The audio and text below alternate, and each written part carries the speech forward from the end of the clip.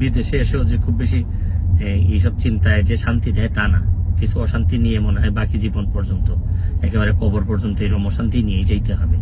আমার জীবনে অনেকগুলা ভুল সিদ্ধান্ত, ভুল কাজ আছে আমার জীবনে। আমি মানুষ হিসেবে অনেক ভুল করছি।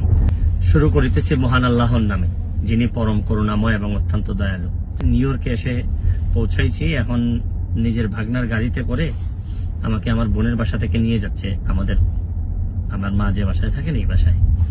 তো থাকতে থাকতে অনেকগুলা মেসেজ পেয়েছি বাংলাদেশ থেকে। যদিও এটা নিয়ে খুবই আমি চিন্তিত ছিলাম, বা কথা বলা দরকার আমি ভাবতেছিলাম। বিভিন্ন কথাবার্তা হয়, এটা আসলে আমি আপনাদের কাছে মানে আল্লাহর হস্তে চাই যে এটা বন্ধ করতে হবে।